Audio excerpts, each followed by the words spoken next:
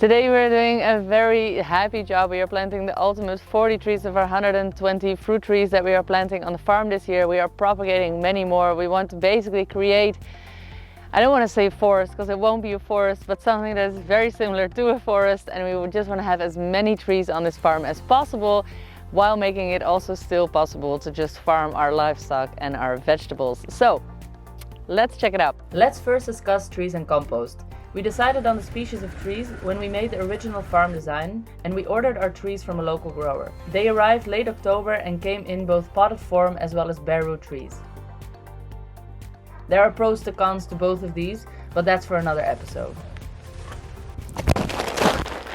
So I'm sitting here on our big bags, and everybody that passes thinks we're going to build an entire mansion of these bags, but what's inside of these puppies is compost. And I think that it's maybe a secret to some. It's not a secret on purpose, but I think there are many farmers out there that are struggling years and years to improve their soil, and then they come across the no-dig channels online and they find out that they've been fooled all along. Those farmers are just buying their compost. What? And that is actually the truth, guys. I think, yeah, it should get out there. There's a lot of people that think you can get high output without high input, and that is just factually inaccurate. If you want to have a productive system, you need fertility on the land, and if you don't have that present when you get there, you need to jumpstart it. And the only way to really do that is by adding a lot of fertility, outsourcing it, getting it from a place where they make it professionally. Usually this is made at centralized places where they compost all the branches and all the natural residue of any kind of forest trimming, park maintenance and all that stuff. So this is the start of our plant life on this farm, and we are using this compost to jumpstart the growth of our young trees, and we'll be using it in our garden. Last October, when the trees arrived, we focused on this area of the farm. We call this Nut Hill and the top orchard. Philippe and I spent a whole week digging holes and planting in all the bare root trees, which had to go in, of course, instantly.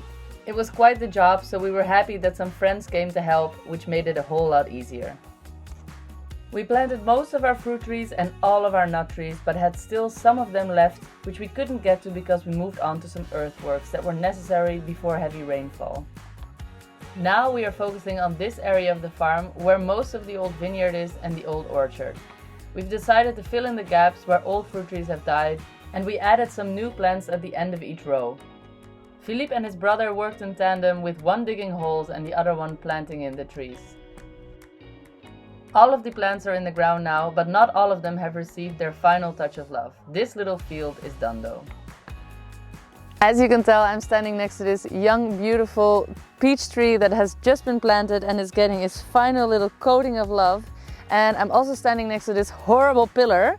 I almost didn't want to shoot here because it was such an eyesore, but I thought let's just point it out and talk about it, this awkward one in the room. I hope that by the end of this year we'll have time to remove all these ugly concrete pillars from the farm. We've decided to leave that for later, as we're focusing on planting as much crops as we can and starting our gardens and getting this whole productive system up and running, and the aesthetics will have to wait for later, unfortunately. But, you know, it is what it is. Step number 1, bring on the fungi. What you're looking at here is the magical mixture of mycorrhizae fungi. This is what we use to improve 700 times the root growth as opposed to just planting without it. You can buy it online in a pelleted or powder form. You add it in some water and you make sure that your roots soak in that liquid for at least 15 minutes before planting. Time to start preparing your plant hole.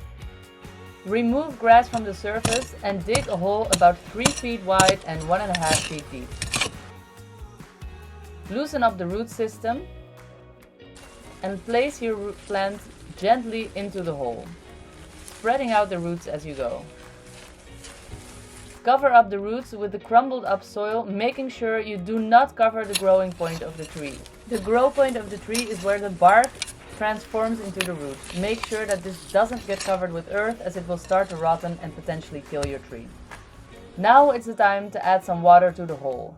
This way, the earth will settle between the roots, making sure they have contact everywhere and they are able to absorb any nutrients and water. Carton is a great, cheap and effective tool to use in order to suppress any weeds from competing with your young trees. Lay out the size of your planting hole and make sure again that you're not covering the grow point. Then move on to the compost. We add about 5 inches of fertile compost on top as we are trying to mimic forest floors. Press it down and make sure it's nice and compacted, and then add on a generous amount of wood chips. We are using the wood chips we have left from our pruning and all our land clearing.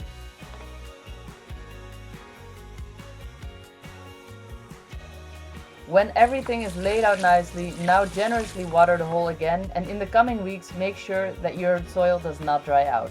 Rain is obviously preferred, but otherwise you will have to water by hand.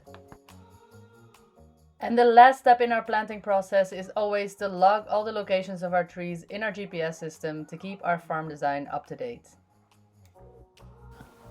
Guys, that was it for today's episode. We are enjoying the late night sun. Philippe is going to bring the kids to swimming lessons soon, and I'm going to start editing so I can get this hot content straight onto your platter. See you on the next one. See you on the next time.